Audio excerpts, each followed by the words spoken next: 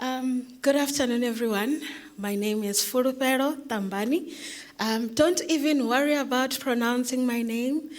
We're going to spend the whole day trying to get it right. So just call me Furu. You can even hear the L is not really the L that you know. But for the sake of today, just call me Fulu, it's fine. I am from the Natural Science Collections Facility. We are based in Pretoria, and we are hosted by SANBI, so the South African National Biodiversity Institute. So this is just our team. It's the hub team. So our structure is a bit complicated, but I'll try to make sense of it. But this is the hub team, so the central coordinating team of the NSCF. So we are a South African research infrastructure roadmap. SARIR, it's a project of the Department of Science and Innovation. We are one of many, and it was started in 2017. And as you can see, we are the coordinating hub, those people in the picture. And we are a network. So we have 20 institutions all over the country. So these are museums, science councils, herbaria, universities, and recently we had a citizen science NPO joining us. So those 20 institutions, those are their logos. I'm sure you're going to recognize many of those, especially if you are based in South Africa, but just so that you have the context of what I'll be speaking about today.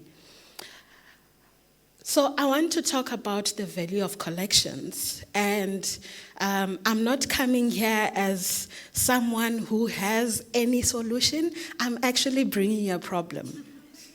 So I'm hoping for people in the room to bring me solutions, because I trust you so much. So the collections that we're talking about are natural science collections. Many people refer to them as natural history collections. So these are dead plants, animals, fungi that are kept in museums, herbaria for plants, and in such places. So they are used for research, right? So they are essential, but not many people know this or notice or even recognize their importance. So we believe that they deserve to be a global research infrastructure. They deserve to be taken care of.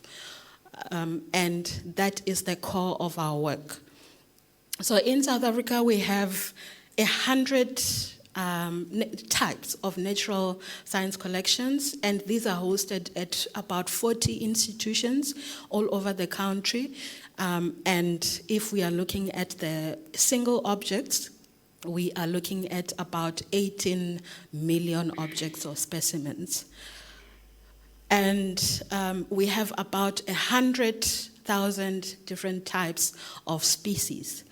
And these have been collected over 200 years or so. And they are different kinds, plants, animals, fungi, and so on. So why do we say they are important? They are important for understanding impact, for mitigation, for adaptation, and for protecting the systems that sustain life. So they are very essential for sustaining the life that we have. You'll be surprised to see or to know just how important they are. When you think about them now and you think about the time you went to a museum and you just looked at those dead things and you don't really see why we would say they're important, but I'm going to share a bit of examples of why we say they're important and why we find it so important for communities or for society to realize their value. So they also are used to inform museum displays. By displays, I'm talking about when you visit a museum. I'm going to use museums as an example mostly because I feel like many people have been to a museum more than a science council or a university collection or a herbarium.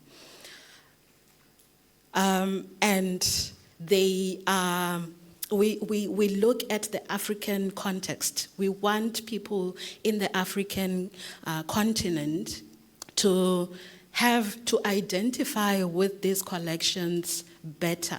So we want to show the connection of the indigenous knowledge and the collections themselves. So being in the African continent, we find that that is important. And these are just a few of the SDGs that these collections can answer to that we'd like to share. So I'm going to go into some examples. So in terms of food security, we have nematodes.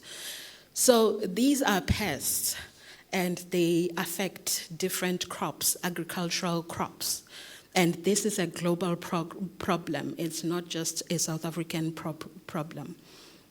So they cause about 14% of yield loss. So that would equate to about $125 billion annually. That is a lot of money. I'm sure you can now start to see money and collections, there's a connection. So that's part of the reason why they are important. So they are used for identification of these pests. So there are scientists that are working on identifying these pests, and they can see what problems they are causing, what's going to be the impact or the result of that. And this work is done by the ARC, the Agricultural Research Council, and they have done the background work, so they have the expertise, they have the taxonomic knowledge and the experience, they have the literature, they have the data to be able to identify this. And the ARC identifies more than 2 million nematode specimens, and they characterize them, and this is one of the examples of why nematodes are important. So you'll see the headline, all you need to know about the space-traveling nematode, a worm like no other. So nematodes are able to travel to space. Why do we say that? So they have been chosen, or they were found to be the most reliable to go into space. So they send them into space, and they are the best option for that amongst other organisms. So they are said to be the model organisms, and that is because of their DNA. So they have done the work and identified that these are the best ones to send to space. So they have been sent on space missions to orbit around the Earth. And in 2003, when they did this, they were the sole survivors of the flight. They name it the Columbia flight that crashed in Texas. So of everything that was in that flight, nematodes were the only ones that survived. So this kind of information is important. Additionally, they are also able to be revived after 32 years in the refrigerator. So you can see their resilience. And they can be both good and bad. So like any other pest, they have their good, but they also have their bad. And it's important to know this information so that we can either use them to do good or use them to not use them to do bad. I can't believe I'm saying that. So the bad part is they can be a threat to agriculture. So in terms of the crops, so they will lower the yields for farmers. And they can be used to control insects, so that's a good. So the bad that they do can be used for the good of us. I don't know if I'm making sense. And also to measure the health of soil. They can be used for that. So all this information, if we have it, we are able to know how to use the nematodes effectively and for our own benefit. And that is why collections are important. This is just another example from nematodes. So it is said that they cannot be eradicated, they can only be managed. So they are a problem that will persist, but we need to know how to manage them in order to control them.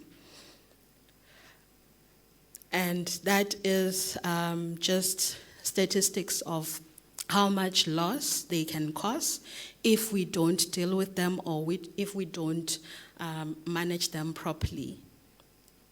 And we do need to understand them in order to do that. Another example is parasitoid wasps.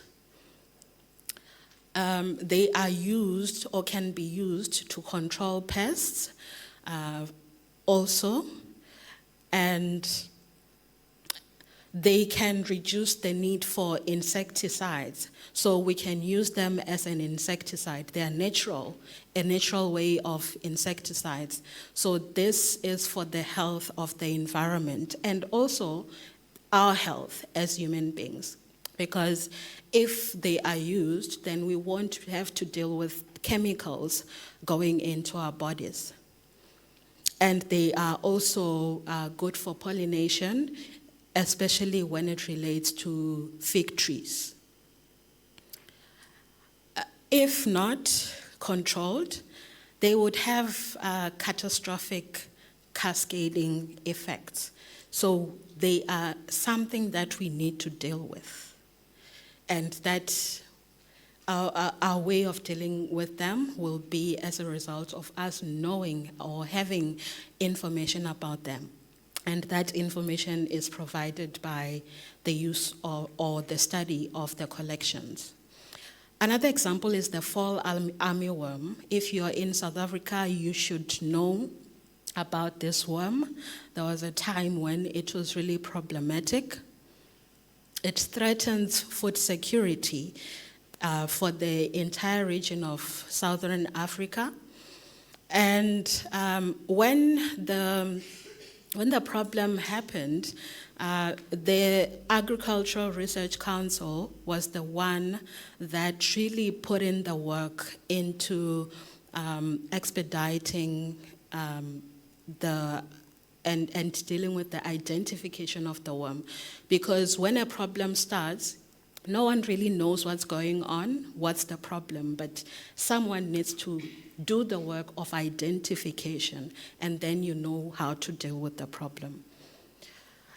And this fall armyworm, its major problem or its major attack or host was the maize. And we know that in this region, maize is our staple, especially for us Africans. We love our pap. So if you don't deal with that, we wouldn't be having pap today. So I present, okay. So the problem that I wanted to present is the impacts and outcomes of research, especially that is done in the collections, is very downstream. It's not immediate. So the work that is being done in the collections in the museums it is being done, and we know its importance, especially us who work with it. But we struggled to find or to communicate the impact and to identify it immediately. So that is our big problem. This is just the value chain that my boss, Prof. Michelle Hamer, put together for our funder. And that was just to show that the downstreamness or the distance between the work and the product, it takes time. So that our challenge is the funder wants to know, how does the NSCF serve society? What is the impact of this research infrastructure that the funder is putting money into every single year? And these are some of the roadblocks that we have identified. There are differing perceptions. So like it was shared this morning, the scientists or the natural scientists are excited about the process, but the funders are not really excited about the process. They want to see the impact and the outcomes. There is competition for resources in South Africa. We don't have much money, so the money that we have will have to first go to the essentials. And inadequate staffing in the museums, it's a big problem. And we have this problem where our museums are under the Department of Sports, Arts and Culture, and we don't feel like that really serves this kind of community. So the plan that I'm out of time, I'm sorry about that. So the plan that we thought would help is having a framework that assesses the use and impact of the collections and assessing that use and publicizing or a publication of that assessment of use. And then at the end, increasing the use of the collections. But this is, the big problem is, how do we do it? How do we have that? How do we do that? So I'm hoping that people in the room, and I mean you, I trust you, like I said, I trust you. You are brilliant, and I know you have an answer for me, and I'm looking forward to that. So if you don't get the chance in this plenary, just reach out to me and let's talk. I'm very much open to your ideas. Thank you very much. Ndoribo.